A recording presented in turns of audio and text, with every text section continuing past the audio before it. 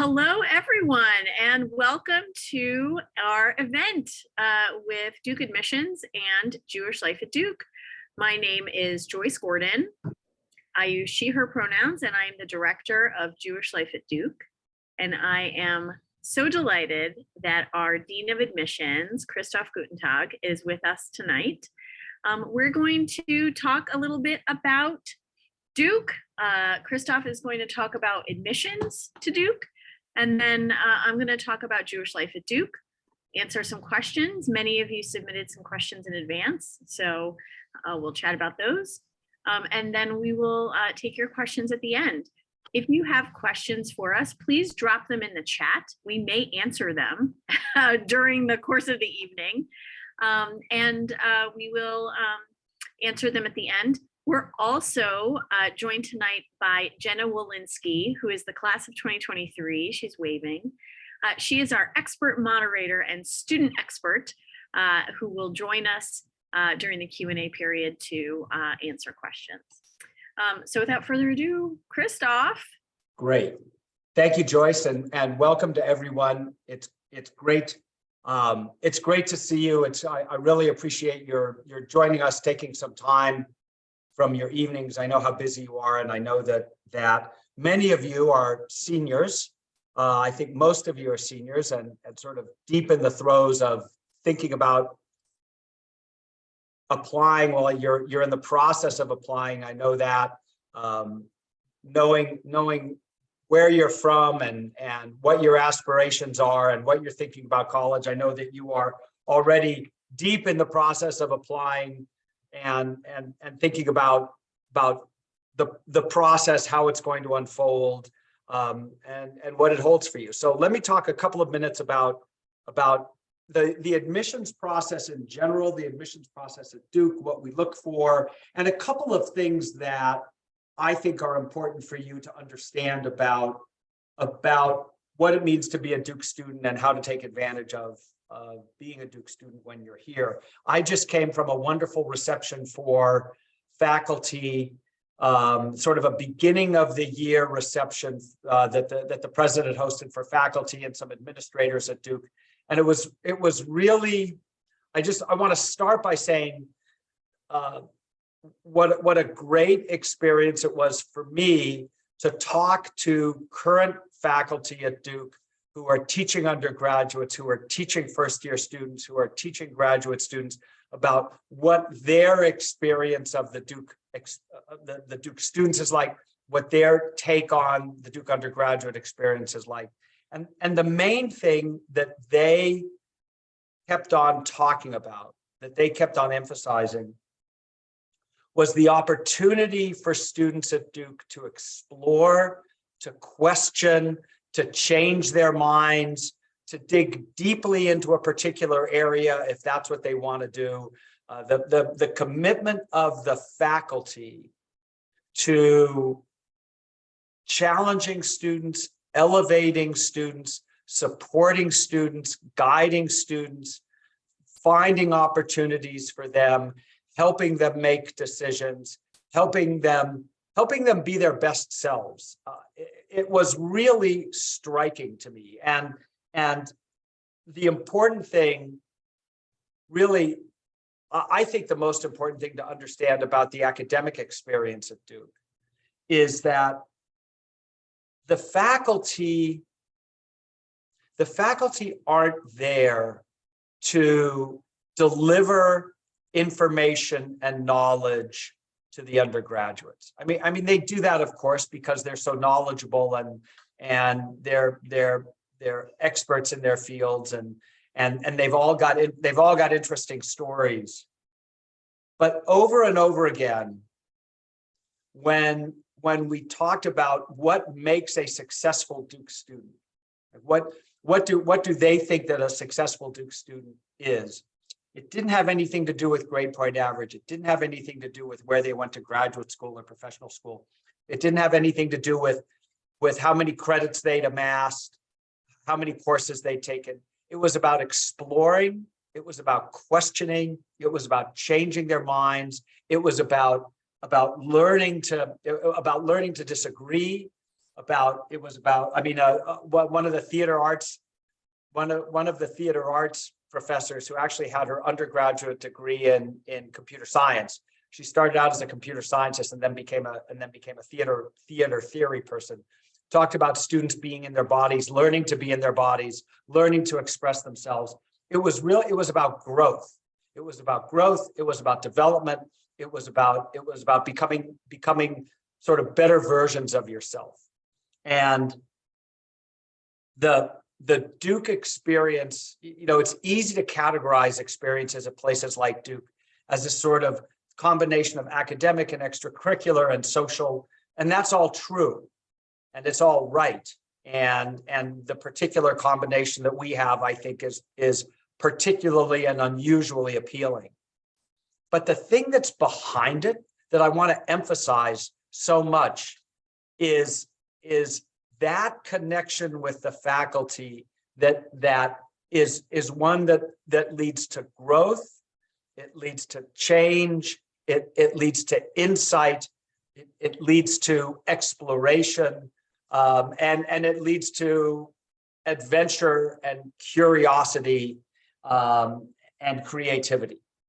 And if you decide that this is the place for you, if you apply, if you're admitted, and I know most of you are seniors, I expect most of you are applying, will apply. I expect some of you will be applying early decision. If this is the place that you end up, if this is the place that you make your home for 4 years, if this is the place that becomes part of you, then think about, keep the creativity and the curiosity and the open-mindedness and the questioning and the exploration. Keep that front and center in your Duke experience, because that's taking advantage of what we have to offer. And that's really getting the most out of the Duke experience. So I just want to, that was the experience that I had I just spent the last 2 hours with faculty, and it was just so striking to me that that's what they were, that's what they were thrilled about. And that's their commitment to you. And that's really at the center of what it means to be a Duke student. It's by no means the only thing, but it's at the center of what it means to be a Duke student. So when we're looking, so now to turn it back to admissions, when we look at applicants, when we read applications, and I want to start by emphasizing that our practice for decades has been that we read every application from beginning to end. Like, if you apply to Duke, whether you apply early decision or regular decision, whether you apply to the Trinity School of Arts and Sciences or the Pratt School of Engineering, if you're applying from, and I know that you are from all over the country, if you're applying from Colorado or California or New York or Florida or Georgia or Illinois or Texas, Massachusetts, Pennsylvania, Virginia, Oregon, Washington, doesn't matter. Our commitment is to read all of your application from beginning to end. There's no point that we stop. There's no point where we go, oh, this person's clearly has one decision or another. Every application gets read through from beginning to end. And that's a commitment. That's a commitment that we make to you. And when we're looking at your applications, there are two things I want you to think about. One is people talk about what gets rated in an application. Like what do we, what do we evaluate? And everybody who receives these applications, all of the colleges, have the same material in front of them. They have the transcript, which includes the courses you've taken and the grades that you're getting. And really, that's the beginning of the picture that we have of you as a student, as an academician, as someone who approaches their schoolwork and does well in it. Right? If you submit standardized test scores, we take those into account. If you don't submit standardized test scores, we don't take them into account. Our rating system, our evaluation system does not rate the standardized test scores. So whether or not you submit your scores, the process by which we read applications is the same. If you submit scores, we use them. If you don't submit scores, we don't worry about it. We don't wonder. We don't ask why they're not there. We take whatever you give us. So the first part of the application is the transcript, the courses, if there's testing, the testing, if you've taken AP classes, if they've taken AP exams, we see that, and you submit those scores, we see them, right? That's your academic, sort of the more, if you will, the more objective record. So that's part of the application. The second part of the application is your presentation of yourself to us. And that's the demographic information that you fill out. Those are the list of extracurricular activities and any awards or honors that you've received.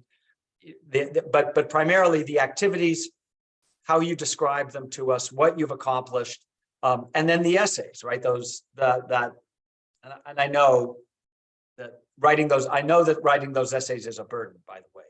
And I know how much you labor over those essays. Whether it's the long essay in the common application or the additional essays that different colleges ask for. Think of that section of the application, that section that you fill out, those two sections that you fill out. That's you presenting yourself the way you think of yourself to us. That's you saying to us, this is who I am. It's why it's why the essays, plural, are important, not in terms of your quality of writing. To be honest, they're all well written. Writing it better or worse is not what moves the needle.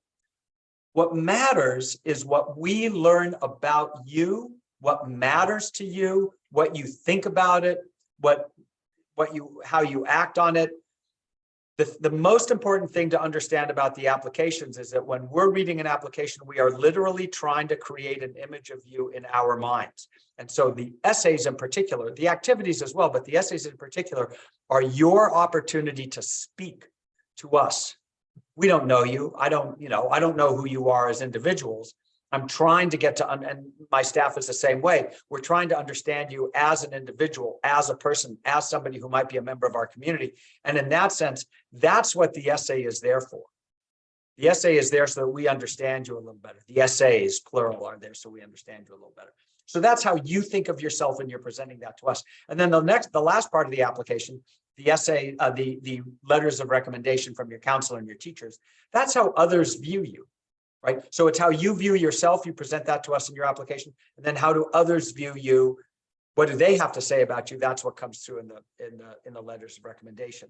So it's those three things together, how others see you, how you see yourself, and sort of your academic record. Those three things together are what we put together in our view of you.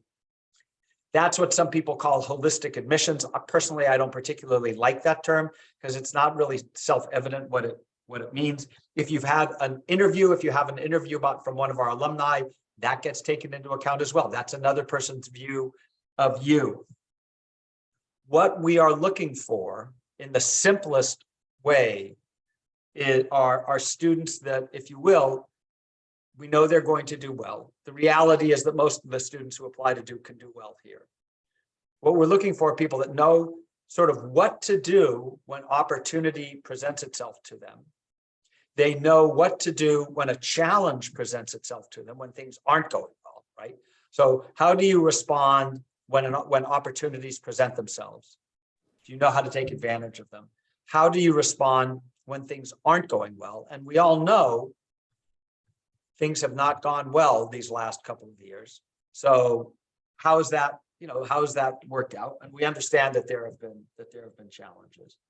And then, are you open to being an active, committed, engaged, cooperating, kind, contributing member of the communities, plural, here? Not just one community, multiple communities. Duke is known, Duke is characterized by a lot of things, none of them more important than the degree to which students help each other, support each other, like each other, elevate each other. It's hard to imagine, unless you have relatives here currently, the degree to which Duke students manage to be ambitious and supportive at the same time. Like it's unusual. I think it's special. I think it's part of what makes this place the place that it is. So you've got faculty that will challenge you, faculty that will support you, faculty that will elevate you, faculty that will help you find opportunities. And then you've got students that will push you, some of whom will be like you, some of whom will be different than you, and that will support you, and that will enjoy your presence, and that will help make it a great experience. So let me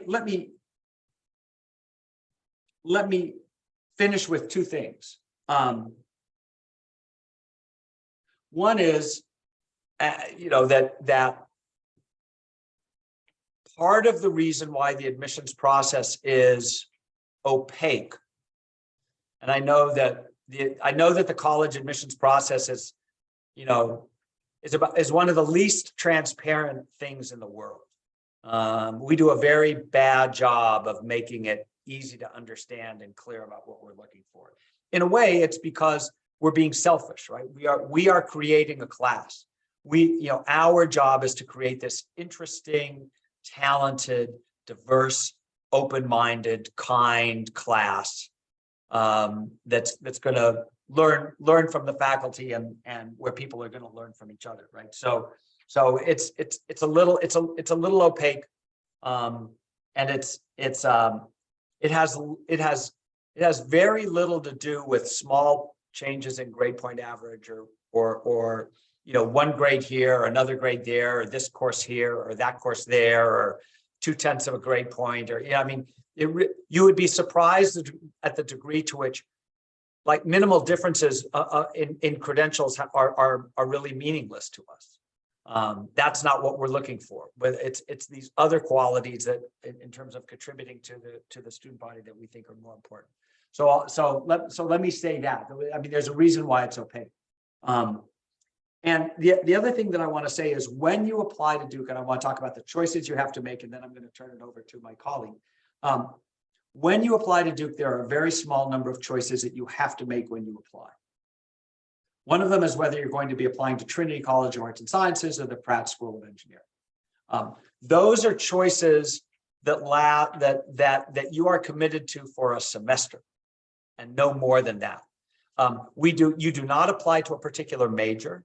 We'll ask you to indicate what you might be interested in studying, but you're not making a commitment to a major. The only commitment that you are making is to a school, is to start your enrollment either in Trinity College or the Pratt School of Engineering. And dozens of students switch from one to the other, from Pratt to Trinity or Trinity to Pratt, every year. And it's not a big deal. So pick the school that seems to make the most sense for you. But if you change your mind, don't feel like you're trapped in that school. Changing from one college to another, from one school to another, is straightforward. There's not a grade point requirement. You want to be doing decently, but you don't have to have a 3.x to transfer. If you're in good standing, that's your grade point average is not the issue. But we do admit you to one or the other, and most people stay in one or the other. But as I said, there are dozens that switch every year. So one of the decisions to make is whether you're going to be applying to Trinity or Pratt, and the other real decision to make is whether you're applying early decision or regular decision. And that's an important decision. We have one early decision, and we have one regular decision deadline. The early decision deadline is November 1st. We have one binding early decision program. If you apply by November 1st and we admit you in the middle of December, then you're making a commitment to enroll. And we value that. That is a commitment that matters to us. We fill about half of our class through early decision. we fill about half of our class through regular decision. Regular decision has a January 3rd deadline. We notify students at the end of March or early April, whether they're admitted or not. And then if for those that are admitted, you have until May 1st to let us know whether you're enrolling. So one is a commitment, one is not. One gives you more choices. One limits your choice to enrolling if you're admitted. We value that. We value that commitment. We admit about half of our students into early decision. We admit about half of the class in regular decision. But there is a benefit to applying early decision. Last year, our admit rate to early decision was about 20%, and our admit rate for regular decision was about 4.5%, maybe 5%. So, you know, the early decision pool is smaller. I expect we'll get about 5,000 early decision applicants this year. I expect we'll get about 45,000 regular decision applicants. So that's a, you know, that's an important distinction. It's something to keep in mind. But again, we like to have about half of the class to early decision, about half of the class to regular decision for various reasons, right? Some people need choices. Some people want choices. Some people are ready to make a commitment in early November. Some aren't. And, you know, that's fine. In the end, you will be fine. In the end, and I know many of the schools that you all are attending. You have excellent teachers. You have great counseling, people that will guide you. I know a number of you have siblings, older siblings, who can give you some advice. But that's a quick overview of how sort of what we're looking for in the process, and what we think is special about what students find when they get here. So with that, and as I see having run over my allotted time, Joyce has been very kind about not bugging me, and not jumping in. So I'm going to turn it over. I'm going to thank you and look forward to answering your questions and turning it over to Joyce. Thank you, Christoph. I would never bug you. So hello, everyone. Again, I'm Joyce Gordon. I'm the director of Jewish Life at Duke. I just want to say it's a chilly night out there. So if you're home off camera in a Snuggie, cheers to you. I am wishing that I were in a Snuggie myself because it's a little chilly in here. I am not as good at extemporaneous speaking as our esteemed Dean of Admissions. So I have some slides that I'm going to show you and walk through to give you a flavor for Jewish life at Duke. So if you will just bear with me for a moment. Jenna, will you give me a thumbs up if you can see slides? Jenna gave me a thumbs up. We can see slides. We're good. So I'm going to talk for a little bit about Jewish Life at Duke, both the organization, Jewish Life at Duke, and Jewish Life at Duke with a little L. What is life like for Jewish students here at Duke? And then we will get into questions. So again, if you have questions for Dean Guttentag or for myself, drop them in the chat and we will get to them during the Q&A period. Jewish Life at Duke, who are we? Our department. So our department is a department within Student Affairs.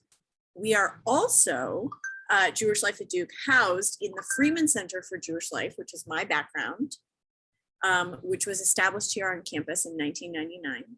And we are also the Rubenstein Silvers Hillel for Duke University. People call us all different things. They call us JLD, Jewish Life at Duke. They call us Freeman or Freeman Center, meet you at Freeman. Almost no one calls us Hillel. But many of the other universities that you're applying to have a Hillel. We just don't go by Hillel. We are a department within Student Affairs, which is unusual for a Hillel. Many of the schools that you're applying to, the Hillel is a separate nonprofit organization.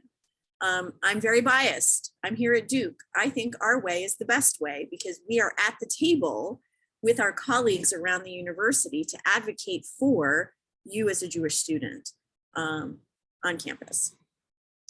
this is our team. You can see me on the far left.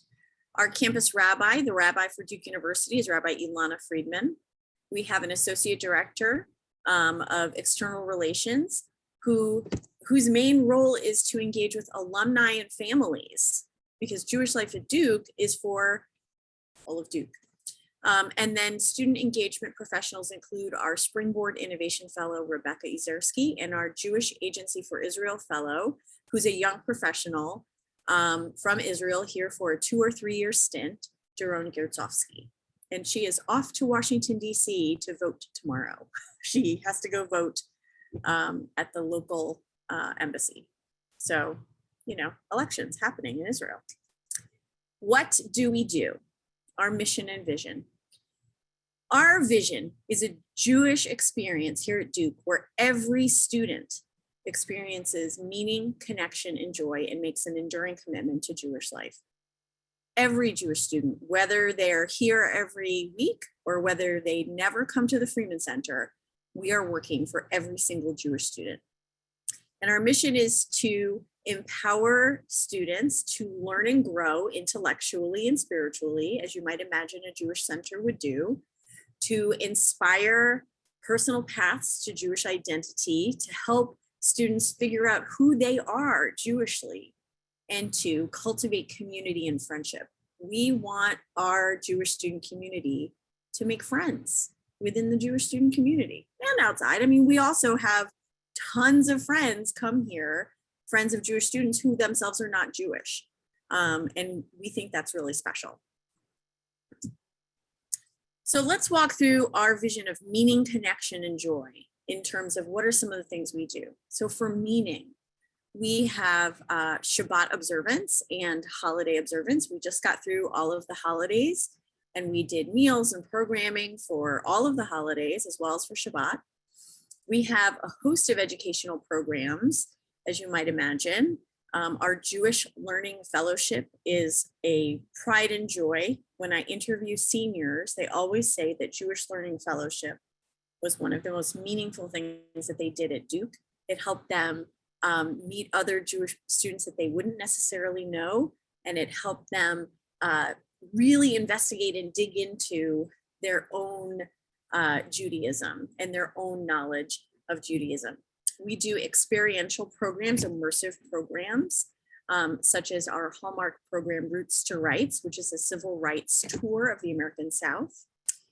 We do a great deal of anti-Semitism education and advocacy, and we collaborate with the Department of Jewish Studies on a number of things. Most recently, coming up next week, we're having jointly with Jewish Studies, TikTok creator Miriam Ansevin. If you don't follow her, she's great.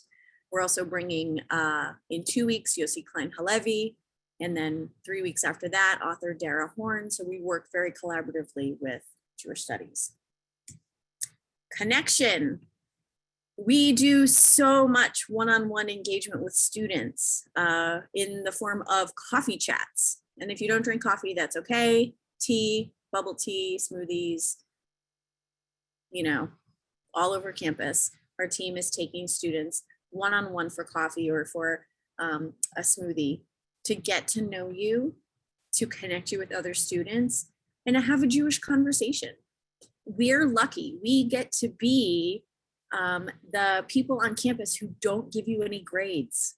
We get to be the people that you can come to and say, I think I'm having a little disagreement with my roommate, or this professor said this weird thing in class today and I don't know how to feel about it. And we're not grading you. We are just connecting with you and welcoming you and want to be there for you. And so we can be a sounding board. We have so much connection with Israel. First, we have our Jewish Agency for Israel Fellow, Doron.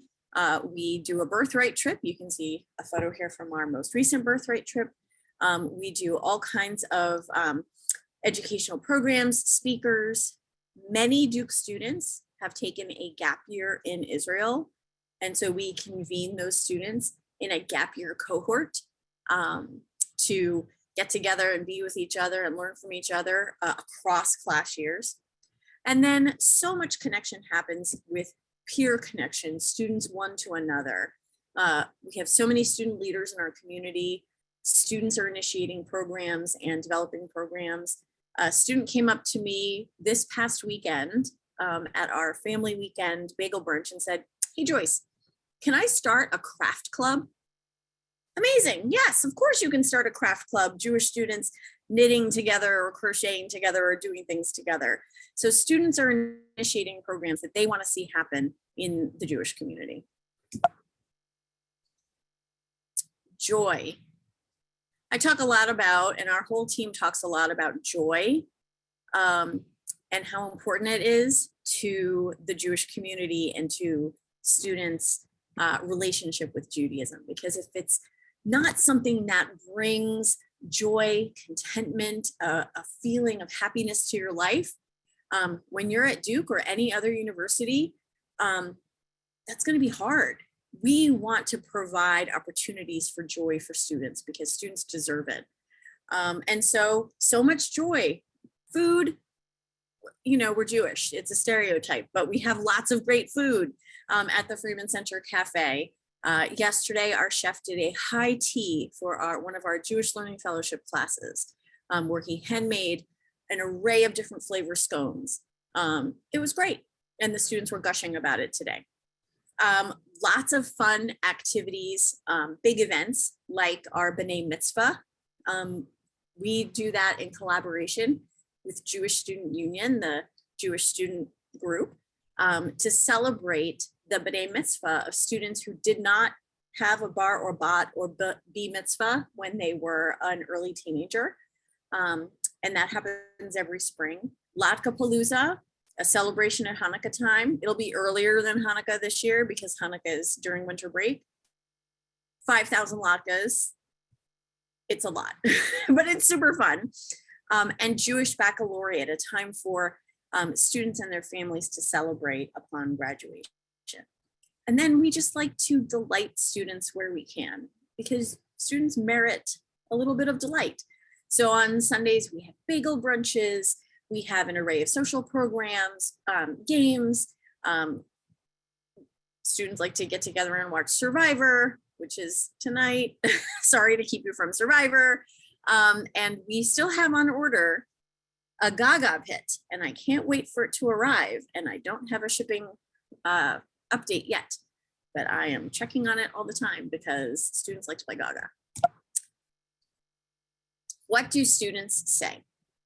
So we had one of our student interns ask a bunch of current students what they say with these two questions. What brings you to the Freeman Center? Why do you come to the Freeman Center? And I'm not going to read all of these, but there's a lot of different reasons that students come to the Freeman Center. There's no one reason for every student. And I think that speaks to what Christoph said about communities within communities within communities. We have a whole lot of different Jewish communities within our larger Jewish community here at Duke.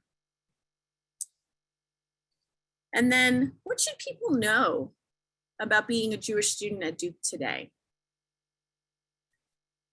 There's a lot out there in the world, which I'm sure you've read, I'm sure your families have read, about how hard it is or harder it's getting to be Jewish on a college campus today. And I was expecting our students to reflect that when they were asked, what should people know about being a Jewish student at Duke today? But I was surprised, and in a good way, to see that that's not what they had to say. They talked about how they can rely on each other, how the Jewish community is a strong community, is cohesive, that there are lots of Jewish people here at Duke. They don't feel alone, and that life is good. That was the singular and full statement of one student who answered this question.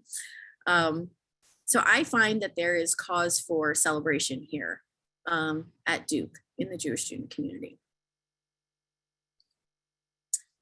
Frequently asked questions. So we're getting close to our Q&A time. So I'll kick us off with these frequently asked questions that many of you asked and that others also asked about being a Jewish student at Duke. So first, how do new students make friends with other Jewish students? Lots of folks ask this question, and I don't think I'm going to give a very satisfying answer, which is, how does one make friends anywhere? You show up to things. You put yourself out there. My experience is that within the first year at Duke, everybody wants to meet everyone. Everyone is feeling a little unmoored, wondering who are my friends going to be? And so people are more willing to put themselves out there and to say, hey, do you mind if I sit with you at a meal? And that happens here for Shabbat dinners on Friday nights, as well as at all of our programs, specifically programs with first-year students. People put themselves out there. They invite one another to things. What Dean Guttentag said is really true. Duke students are kind. I'm really biased, but Duke students are very kind. And so come along with us. Let's go do this together.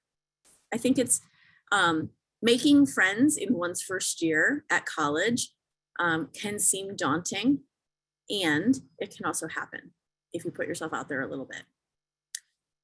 What does Jewish Life at Duke offer for Shabbat and holidays? Well, for Shabbat, we offer every Shabbat during the semester, we provide Shabbat services and Shabbat dinner. And there are many students who come for services and for dinner, and there are many students who come just for dinner. And you do you. Whatever you prefer is what we appreciate and want to deliver. For holidays, the same thing. We have Reform and Conservative services for Rosh Hashanah, Yom Kippur. Students will go to services. They may not go to services. We have holiday meals for all of the above. Students will come to meals. We're here to support you for your observance. Is there kosher food on campus? Yes. There are a couple of ways to have kosher food. First, as a first year, you would be residing on East Campus, and your meal plan would be for the East Campus Marketplace and for the Freeman Center Cafe. So you can get your meals here at the Freeman Center Cafe, and there are sealed kosher meals available on East Campus. Also on West Campus, there is a new kosher food truck. So there's kosher food all over campus. Is there anti-Semitism on campus? I wish I could say no, because there's anti-Semitism on every college campus. It is not a unique phenomenon to any one university or college. That said, anti-Semitism here at Duke, compared to my colleagues at other Hillels, is very low. It is very high profile when it does occur because we're Duke University and we're famous. That said, the things that students experience here at Duke are not entirely like the things that I see my colleagues' students experiencing. I'll also say that if you come to Duke, I say this to many students, you will likely be someone's first Jewish person that they've ever met. I think that's the case at every college or university. If you go somewhere else, you will likely be the first Jewish person that someone has ever met. And so in that interaction, they may say something that they do not know is anti-Semitic. And so we help coach students through those conversations. We provide anti-Semitism training to non-Jewish students and to Jewish students. And we do a lot of one-on-one coaching with Jewish students when it comes to issues of anti-Semitism when they do arise, the bias reporting process, and advocacy within the administration. Are classes held on the Jewish holidays? Yes.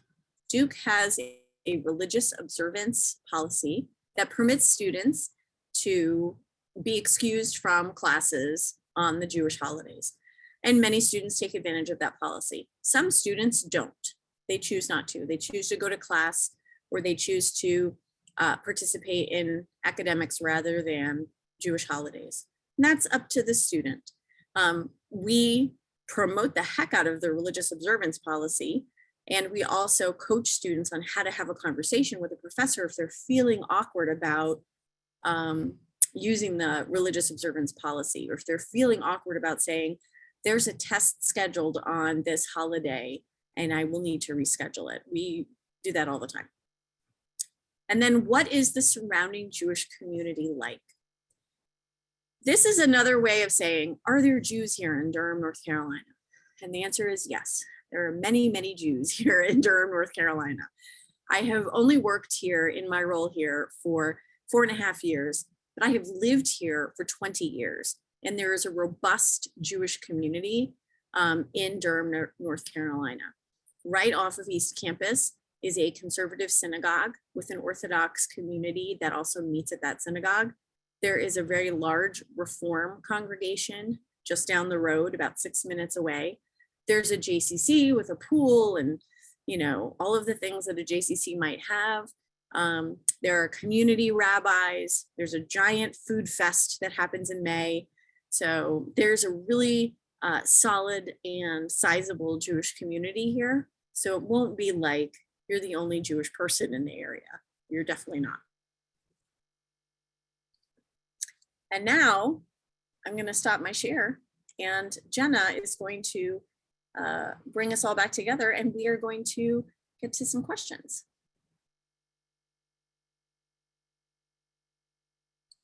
Thanks, Jenna. Hello, everyone. Thank you guys for having me. Feel free to keep dropping some questions that you might have in the chat if you want them to be for all of us, for Joyce, for Christoph specifically, or if you have anything about being a student for me. We will start off with one for Joyce. Does the Duke Jewish community get involved in causes outside of our religion? I know you talked about roots to rights, so I don't know if you want to expand on that and add on.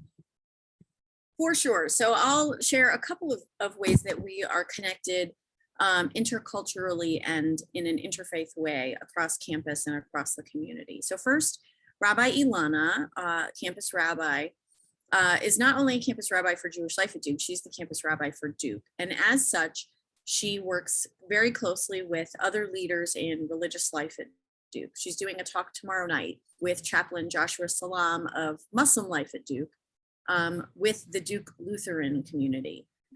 So there's lots of interfaith community building and activity. For students, there's also a lot of interfaith community building and activity. So there are interfaith mixers and Jewish students take part in that. Lots of programs. Jewish Student Union typically goes to Juma, Muslim prayer, at least once a year, and Muslim Student Association comes to Shabbat at least once a year. So that's interfaith programming. Intercultural programming. Jewish Life at Duke is one of the identity and cultural centers in student affairs. And so our colleagues and our counterparts are the Center for Muslim Life, the Center for Multicultural Affairs, the Mary Lou Williams Center for Black Culture, the Women's Center, and the Center for Sexual and Gender Diversity. And we do a lot of programming with all of these centers, sometimes multiple of us collaborating on a program, and sometimes just center to center. Most recently, we had Pride Shabbat. We had 170 people here for Shabbat to celebrate Pride. In Durham, Pride is celebrated in October, and with a giant Pride parade that starts on East Campus, which is great.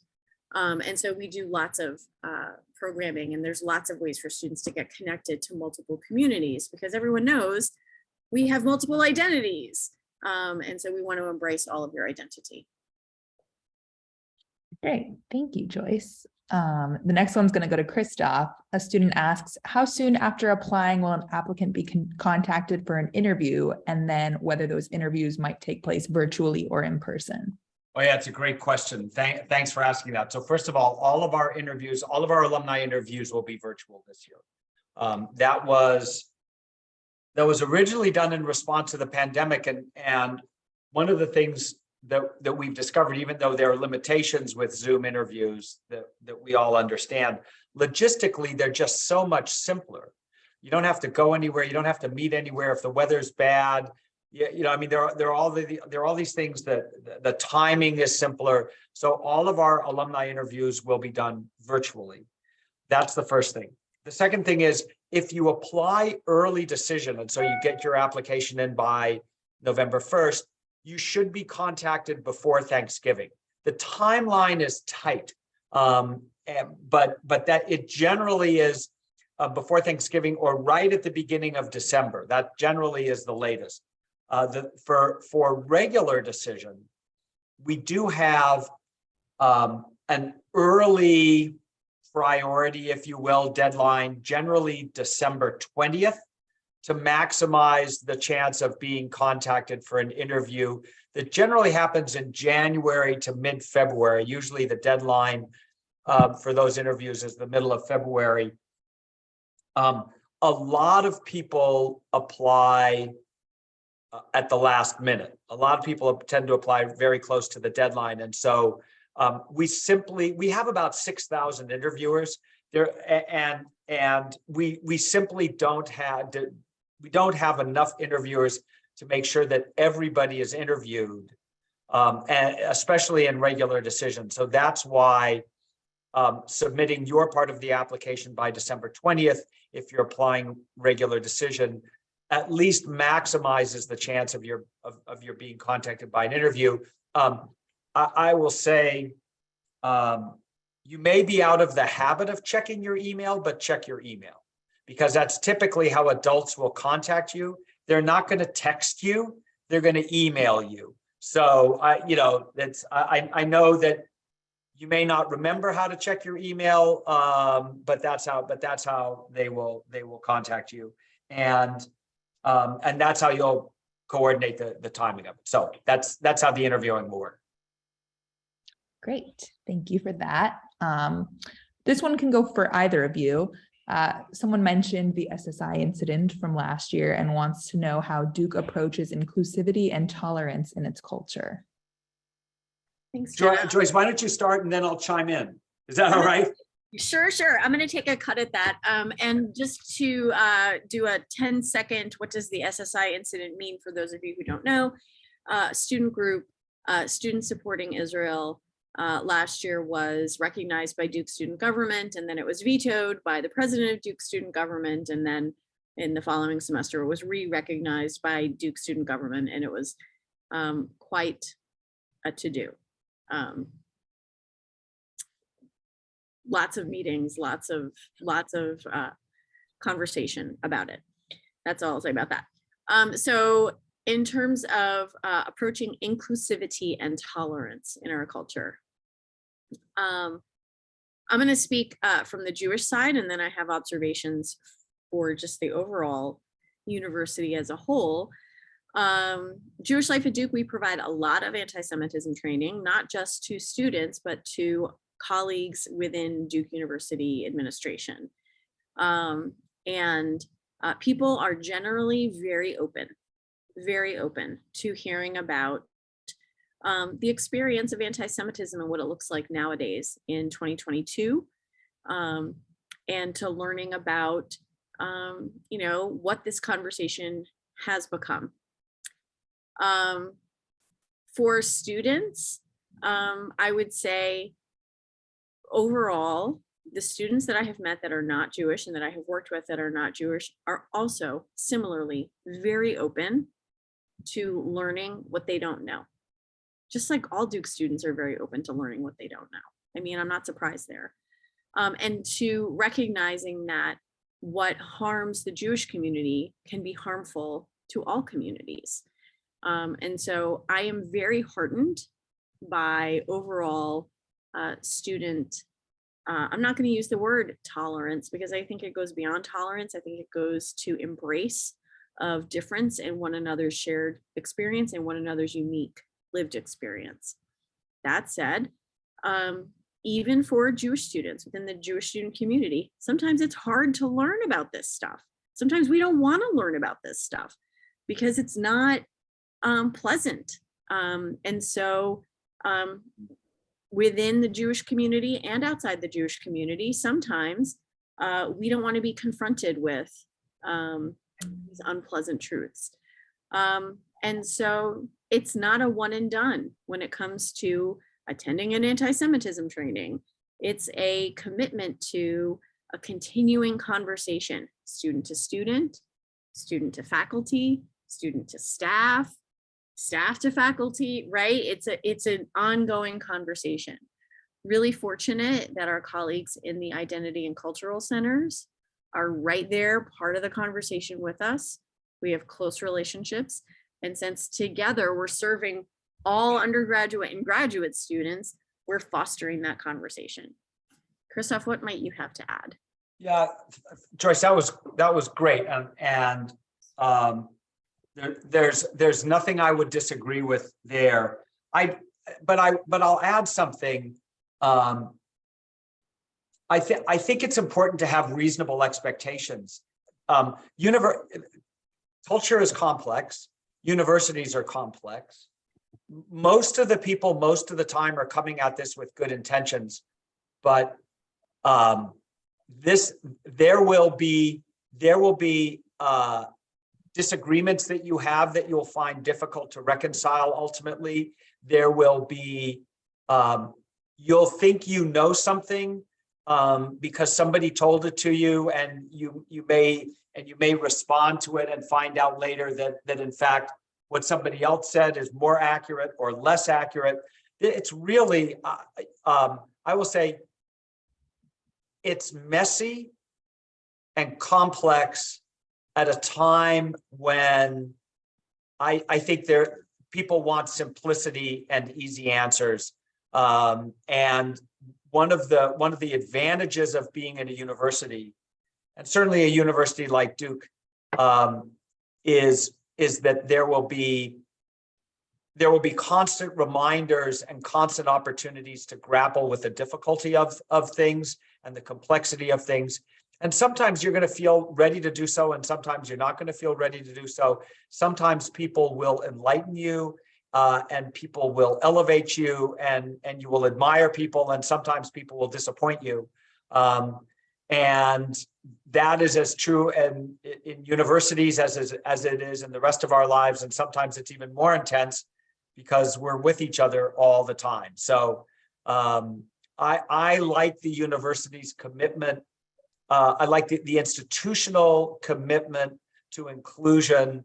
I like the students' sort of real positive approach to it. And at the same time, there's a lot of imperfection. So I just add that. Thank you both for that.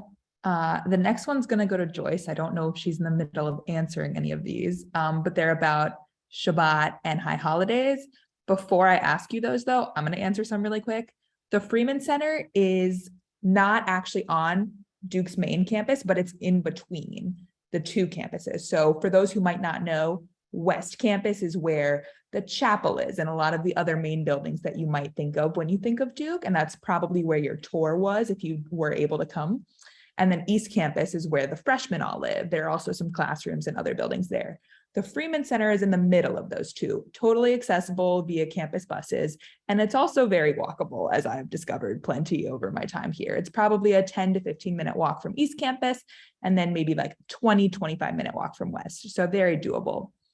Also, in terms of Shabbat, someone asked about meals. We do offer free Shabbat dinners every Friday night, although Freeman does not do Saturday lunches. So that is something to think about. And then for Joyce, some people are concerned about how many Jews show up to things here. So they want more of a sense of how many people come to Shabbat every week, how many people come to high holidays. So anything you want to add on that? Sure thing. So let me just say that Duke men's basketball will blow all of these numbers out the window. The season's going to start November 7th, the first home game, and then Friday night games. We're off to the races with who knows how many people will show up, because this is Duke University, and Duke men's basketball is a religion unto itself. Okay, that said, for Shabbat, we typically will get between 40 to 60 for services and 70 to 120 for dinner. Many more people come for dinner than come to services, which is totally fine. Our philosophy is there is no one right way to be Jewish. And you can be culturally Jewish, you can be religiously Jewish, you can be intellectually Jewish. You're Jewish. And we're here to support all of those modalities. Holidays, we'll see 300 to 400 students over the course of the holidays, but they won't be here for every single minute of the high holidays. They'll pop in between classes, or they will be here the whole time, or they'll only come for meals. You do you. Off campus, there is a Chabad, and many, many students also go to Chabad. So altogether, the Duke undergraduate population is very well served by both Jewish Life at Duke and Chabad. Could you also briefly talk about Orthodox services? For sure. So Chabad does run some Orthodox services, and the local Orthodox Kahila, the local Orthodox community, which meets at the conservative shul across from East Campus, also has Orthodox services that many students will attend Shabbat morning. I don't believe Chabad is running Shabbat morning services right now. Students will go to the Orthodox Kahila. Great. Thank you, Joyce. We are running short on time, so maybe one more question. This one's going to go to Christoph, and someone asks, have you seen a change in the landscape of the university in the time that you've been at Duke in terms of religious diversity, multicultural backgrounds, anything you might want to add in that regard? Well, I've only been here 30 years, so I'm going to have to think about that one. Yeah, I'll tell you there are a couple of things. It's been just fascinating to be here, essentially for a whole generation of Duke students, and to see how that's changed. And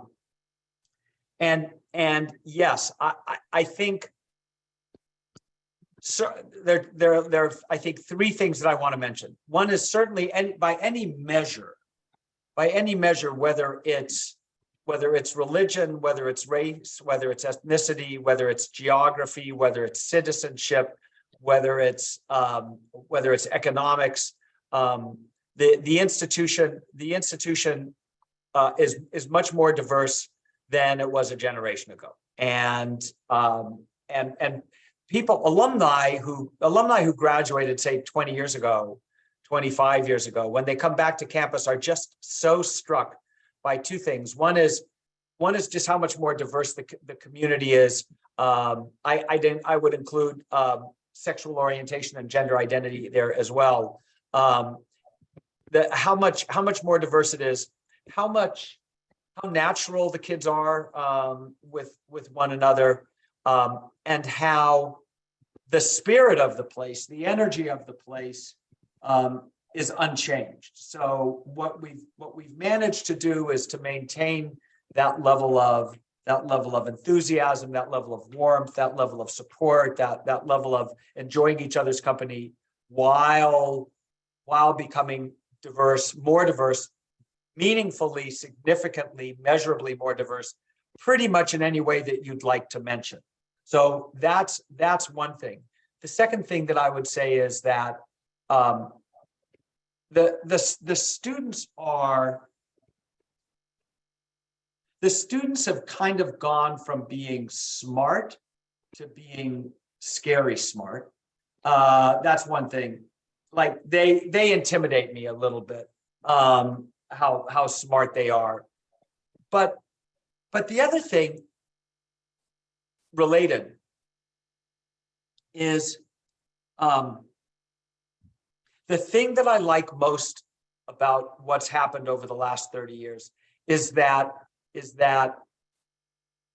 virtually everybody who is smart and engaged finds their people at Duke.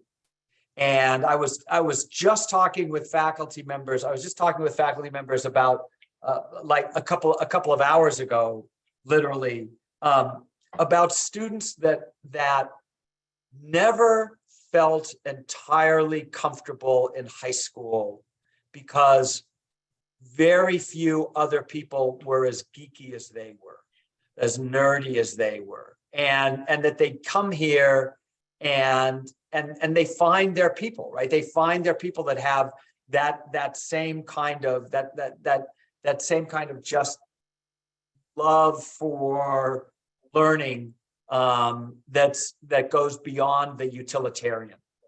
And at the same time, you know, you'll sort of find traditional college going students, and you'll find people that are really, you know, the campus is more neurodiverse than it used to be. There's just this wide range of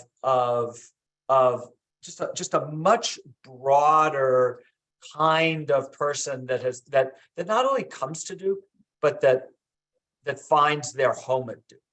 And I think that's the best thing. Duke students remain doers.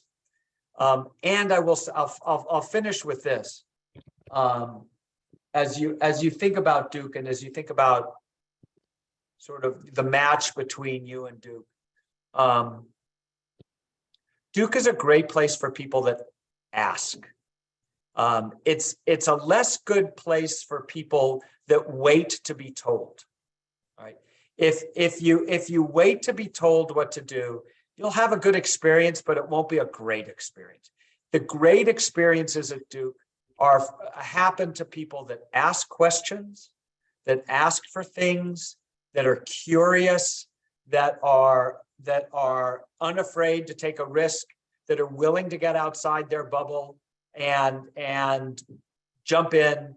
And I think Duke is a better place. Duke has become a better place for those students as well. So I'll stop there. Thank you both so much for all of that insight. We are a little over time, so I'm going to turn to Joyce to wrap us up. Thank you, Jenna, and thank you, Christoph. It's been fun and great to be with you all tonight. As you have questions, we for sure want you to be in touch with us. For us here at Jewish Life, you can email us. As Christoph said, we like email. You can also DM us on Instagram, but you can email us at jewishlife, all one word, at duke.edu. So jewishlife @duke.edu. And we will get back to you with any questions or answers. Christoph, how do they get in touch with the admissions office staff? They email us undergrad-admissions@duke.edu, or go to our website and click on the contact link, and that'll give you information as well. That's the best way to get it. We got a lot of emails. We have a lot of people answering emails. I expect a number of you have already visited the campus, so good job. And yeah, there you go. Jenna, thank you so much for moderating. That was terrific. My pleasure. My pleasure. Keep the questions coming. jewishlife@duke.edu and undergraduate_admissions @duke.edu. We are, I'm very glad I don't work in admissions because I would let you all in. I'm very excited to see where your journey takes you. And thank you for being here tonight.